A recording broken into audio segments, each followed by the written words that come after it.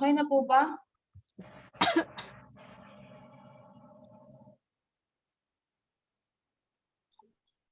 Ano, okay na ba? Sasalita na ako. May sumasagot si Simbolan eh. Ano ba yan? Makakabad trip naman.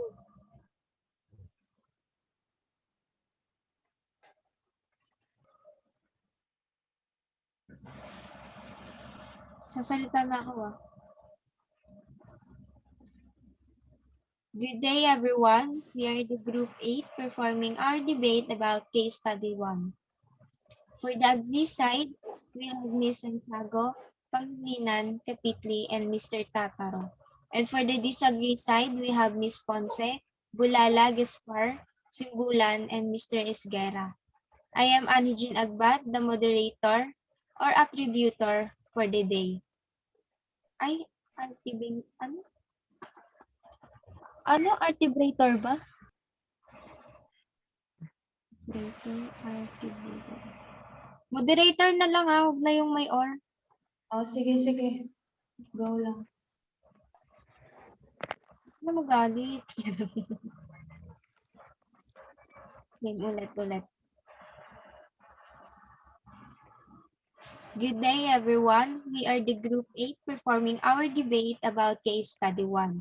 For the agree side, we have Ms. Santiago, Pangilinan, Kapitli, and Mr. Tataro. And for the disagree side, we have Ms. Ponce, Bulala, Gaspar, Simbulan, and Mr. Esguera. I am Anijin Agbat, the moderator for the day. Case study 1. The manufacturing process used by the company produces a byproduct that for years has flown into the town river. The byproduct has been considered harmless, but some people who live near the river have reported illnesses. The byproduct does currently violate any anti-pollution law. So our topic here is about waste management disposal.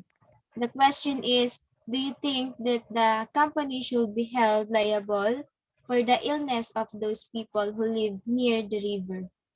Who would like to start? Permission to speak, please. Okay, you may proceed. Good morning. My name is Princesa Ponce, and I disagree that the company should be liable for the illness of those people who live near the river. Why? Because this waste disposal has been declared safe. So how can be the company held responsible for the people's health? Maybe they're trying to extort money from the corporation. And it's clearly stated that there's no law stating that the company is to blame for the situation. Why only few people are affected with this? The company is not responsible for people's daily lives, cleanliness, or what food or supplements they consume.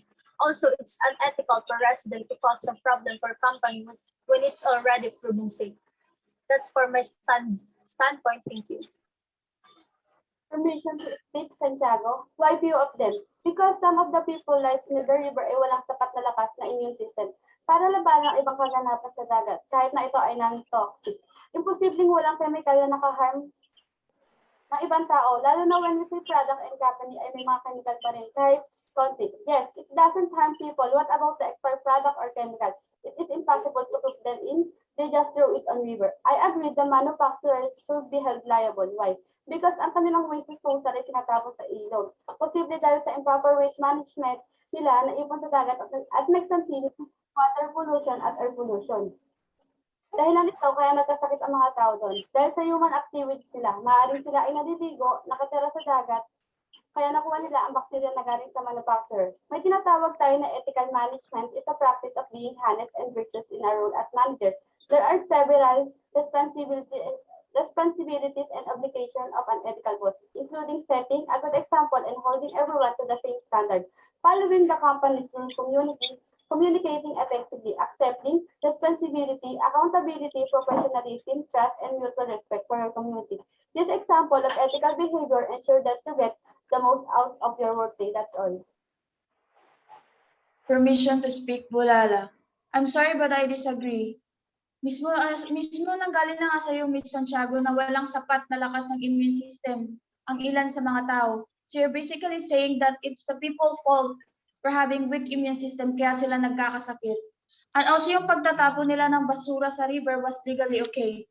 Kasi naka-state na nga doon na wala naman silang nilalabag na anti-pollution law na, gaya ng sinasabi mo kanina na pollution na maaaring nakuha sa improper waste management ng company. At kung may ganun man ginawa yung company or may ganun man silang nilabag, hindi dapat wala na silang permit, di ba? And also, it also clearly stated in the case study that the company didn't violate any anti-pollution laws. And according to DNR Administrative Order number 39, series of 2003, Article 2, Section 5, where it is stated that in order to throw waste in bodies of water, they need to have permit and the results of sampling analysis of the wastewater to be sure it is harmless. Ang gaya nga na situation sa case study natin, wala naman silang nalabag na anti-pollution law, and that is the reason why they have permit to throw their byproducts in the river. That's all. Permission to speak Pangilinan. The product itself might be harmless, but at its flows in the river get exposed to the physical environment where a chemical contamination can possibly occur. I agree that manufacturers should be held liable in cases where they brought harm and illnesses to other people due to their company. Firstly, it originated from their association. Secondly, it causes damage. And lastly, they should prioritize the community's well-being.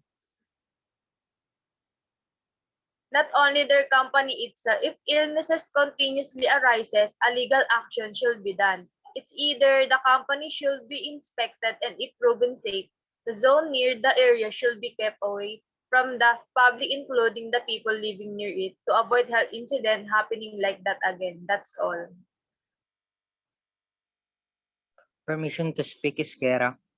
How can you say that a company is truly liable in that case if you don't have enough evidence? And based on my research, all the companies and manufacturers need nila ng certificate of disposal. And this certificate is used to provide summarized verification of the asset disposed by you. Kung sasabihin mo naman na paano kung pinapatakbo nila yung manufacturer kahit wala silang certificate of disposal, hindi po nila magagawa yun. Ayon sa case na hinahawakan natin, wala silang nilabag na batas. If sinunod nila lahat ng procedure, hindi dapat silang sisihin. And do you think they need a license to dispose the waste? Of course, yes. You need to register if you want to dispose your product in that area. And either the environment agency or a local authority give the manufacturers an environmental permit that they are allowing this company to dispose their product in this certain area. Permit can cover water and air pollution and radioactive contamination and other environmental hazard. That's all. Permission to speak cruise. If the manufacturer didn't control their waste and float in the river, can cause illnesses to those who live near in the river. The most common illnesses is diarrhea. Kahit pa sabihin nating harmless ang isang byproduct, hindi pa rin dapat tayo magtapon ng kahit na ano sa river if wala namang benefits kahit maaring pangit at madumi ang paligid. And also ever you have the permits and certificates, you're still responsible in checking the situation of the river because maaring mahaluan na ibang chemicals like natural chemicals produced by the river. That's all. Permission to speak, Gaspar. I disagree because as long na hindi nakakaapekto ang basura sa mga residente, ito ay okay. Sinabi mo nga na maaring makadumi ang product but not in this case. These products may also dissolve in a certain amount of time so it will not affect the physical appearance of the surroundings. At wala ding proof na ang mga product na itinatapon sa ilog ay may halong harmful chemicals dahil kung meron man ito, ay matagal na itong naipagbawal ng batas. Wala din na nagpapatunay na ang produkto na dumadaloy sa ilog ng maraming taon na ang nakalipas ay ang sanhi ng sakit na meron sila. And they don't have the words of a reliable source like a doctor to tell that the company is the one at fault of their illness. That's all. Permission to speak, Kapitli. I agree the company should be responsible for clarifying the situation in the river because non-toxic chemicals may have other effects that can be mixed with some chemicals that are purely produced by the river. At sa loob ng ilang taon na pinalipad nila ang kanilang mga byproducts sa ilog, maaari pa rin magkaroon ng ilang mga epekto. First, itinuturing na hindi ethical na pag-uugali ang pagtatapon ng mga byproducts sa ilog dahil ito ay nakikita pa rin bilang basura at basura. And I agree that companies should come up with a solution to end the disease that people who live at the river. And also the company is liable to people who get sick because in the few years they have been throwing garbage in the river. It might have had an effect on the river as well. The company must be held accountable because in the first place, the byproducts came from them. They need to check for the people who were harmed by it. That's all.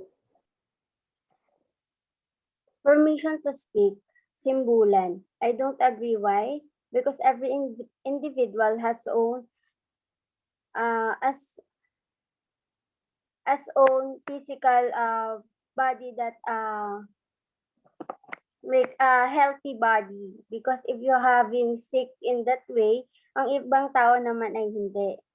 It's no longer the fault of the company. Is that the source of that river? Sa pagiging madumi nito. Dahil hindi lang isang kampanya ang nakatayo sa river na ito. They are not the only ones who will be covered by that river. You know that in the other places, pwede kang makakuha ng sakit.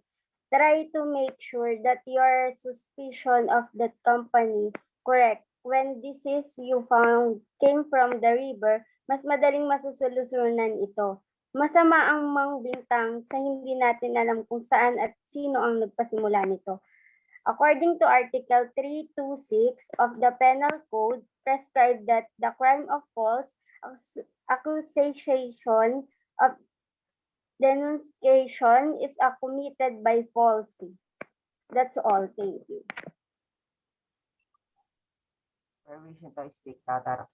I agree that the company is liable to those persons who report illness. Why? Because think about it, maaring may possibility pa din dahil sa company na yun. Ang maaring naging dahilan why people around that area is nagkakasakit. Now, other companies sila ang andun sa maaring sa usok or something dahilan sa pagkakaroon ng mga sakit ng mga taong nakapalibot doon. And I will ask you, how do you know na yung company yan is sumusunod talaga sa batas? We all know that that other companies is hindi sumusunod sa mga bawat na pilit pa rin nilang ginagawa kahit bawal.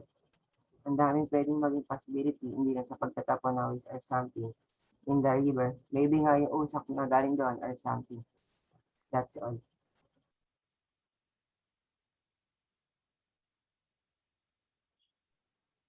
To clear up the issue, the company can talk with the people and conduct investigation into the river. And if they are proven guilty, then they should have penalty, and if not, the people shall accept the consequences about reporting false information and accusations to the company. After that, the company should have a proper disposal of chemicals, even they have proven their products are harmless, to clear and that issue will not repeated. Okay, that's all.